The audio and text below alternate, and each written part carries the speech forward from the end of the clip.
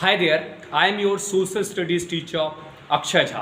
Welcome back to my channel. तो आज के इस वीडियो में class 10th history chapter 1 the rise of nationalism in Europe का जो कारवां हमने रिसेंटली स्टार्ट करा था उसे हम आगे बढ़ाएंगे। तो जैसा कि आप लोग ऑलरेडी थंबनेल में देख चुके होंगे कि आज हम डिस्कस करने वाले हैं फ्रेडरिक सोरियो के पेंटिंग के बारे में। तो दोस्तों, हर व्यक्ति का इस दुनिया में कुछ ना कुछ ड्रीम होता है। कुछ लोग अपने उस ड्रीम को लिखकर रिप्रेजेंट करते हैं, तो कुछ लोग गाकर एक्सप्रेस करते हैं, वहीं कुछ लोग पेंटिंग के द्वारा रिप्रेजेंट करते हैं।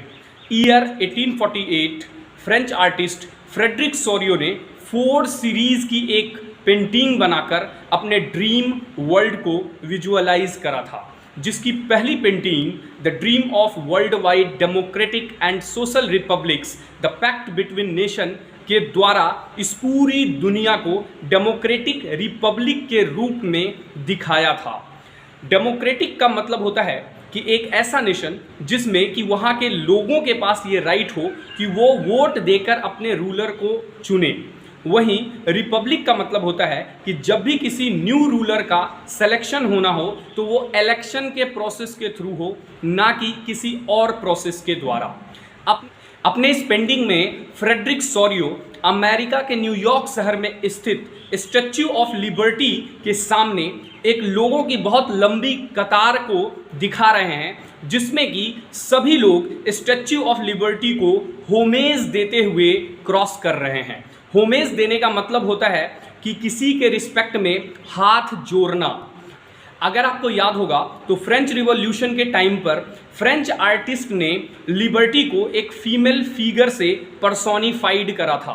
तो फ्रेडरिक सोरियो ने भी वहीं से स्टैच्यू ऑफ लिबर्टी में एक फीमेल को दिखाया है। आगे आप इस पेंटिंग में देखेंगे कि स्टैच्यू ऑफ लिबर्टी के एक हाथ में टॉर्च ऑफ इनलाइटनमेंट, वहीं दूसरे हाथ में charter of rights of a man है।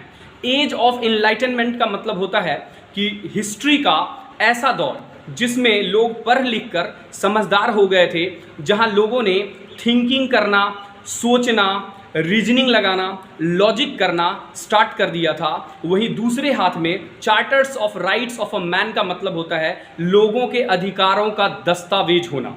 तो एक तरफ लोगों ने सोचना, समझना, तर्क करना शुरू कर दिया था, वहीं दूसरे तरफ लोगों के अधिकारों का एक राइट्स दस्तावेज, एक चार्टर बन के तैयार हो चुका था। और वहीं सामने ग्राउंड पे एब्सोल्यूटिस्ट इंस्टीट्यूशंस है, उसका रिमेन, उसका जो सिंबल है वो पूरे बिखरा पड़ा हुआ था। मैं आपको बता दूं कि एब्सोल्यूटिस्ट इंस्टीट्यूशन का मतलब होता है ये एक ऐसा इंस्टीट्यूशंस जिसमें पूरा का पूरा पावर सिर्फ और सिर्फ एक लोगों के पास होता है।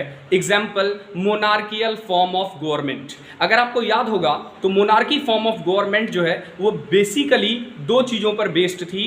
पहला डॉक्ट्राइन ऑफ डिवाइन और दूसरा एब्सोल्यूट राइट्स।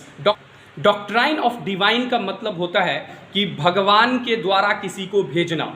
तो पुराने टाइम पर जितने भी किंग होते थे वो अपने लिए क्लेम करते थे कि हमें तो ऊपर से गॉड ने भेजा है आप लोगों पर रूल करने को। इसे कहते हैं doctrine of divine. Absolute rights का मतलब होता है पूरा का पूरा पावर एक लोगों के हाथ में होना। अपने इस पेंटिंग के द्वारा फ्रेडरिक सोरियो ने अपने यूटोपियन विजन को रिप्रेजेंट करा है, जिसमें उन्होंने पूरे वर्ल्ड के अलग अलग नेशंस के लोगों को उनके अलग अलग झंडे और कॉस्ट्यूम्स के द्वारा दिखाया है। यूटोपियन विजन का बेसिकली मतलब होता है कि एक ऐसा ड्रीम वर्ल्ड जिसमें सब लोग बेहद खुशी से और एक साथ प्यार और भाईचारा से रहते हों, यानी कि एक आइडियल सोसाइटी क्रिएट करते हो। इस पेंटिंग में जो प्रोसेशंस, जो जुलूस लोगों का निकला हुआ है, उसमें फ्रेडरिक सोरियो ने सबसे पहले लीड करते हुए यूनाइटेड स्टेट्स ऑफ अमेरिका और स्विट्जरलैंड को दिखाया है, जो कि ऑलरेडी स्टैच्यू ऑफ लिबर्टी को क्रॉस कर चुके हैं। और ये दोनों नेशन उस पार्टिकुलर टाइम तक नेशन स्टेट के रूप में इमर्ज कर चुके थे। वहीं उसे फॉलो करते हुए फ्रांस को दिखाया गया है, जिसे अपने ट्राई कलर फ्लैग के द्वारा इजीली आइडेंटिफाई किया जा सकता है।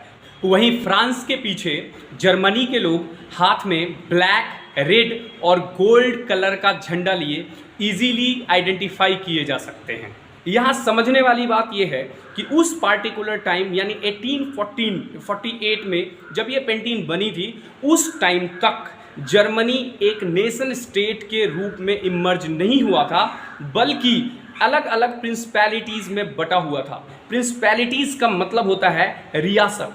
जैसे इंडिया आज़ादी से पहले अलग अलग रियासतों में बटा हुआ था, उसी तरीके से जर्मनी भी अलग अलग बहुत सारे रियासतों में बटा हुआ था। लेकिन फ्रेडरिक सॉरियो ने वहाँ पर जर्मनी को एक फ्लैग के द्वारा रिप्रेजेंट करके आने वाले समय में एक यूनाइटेड नेशंस के रूप में विजुअलाइज करा है।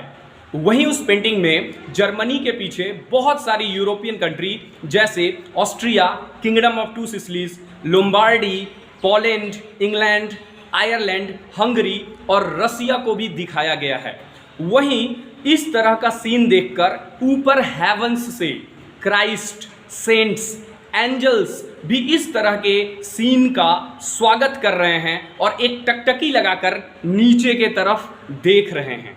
तो दोस्तों, आपने देखा कि किस तरीके से फ्रेडरिक सॉरियो ने अपनी इस पेंटिंग के द्वारा मोनार्की फॉर्म ऑफ गवर्नमेंट को खत्म करके किस तरह से लोगों के मन में नेशनलिज्म इमर्ज हुआ और उसके हेल्प से लोग किस तरीके से नेशन स्टेट बनाएंगे, इस चीज़ को पूरी तरीके से विजुअलाइज करा है। और अगर आपको याद हो तो मैंने अपने पहले वीडियो में आपको इसी चीज़ के बारे में बताया था कि किस तरीके से 18th सेंचुरी से पहले यूरोप सहित पूरे वर्ल्ड में मोनार्की फॉर्म ऑफ गवर्नमेंट हुआ करती थी, और जिसमें कि पहले लोगों में नेशनलिज्म की भावना आई और उस नेशनलिज्म से नेशन स्टेट इमर्ज हुआ और नेशन स्टेट डेवलप करते हुए आगे बढ़ते हुए मॉडर्न स्टेट के रूप में रिप्रेजेंट हुआ था।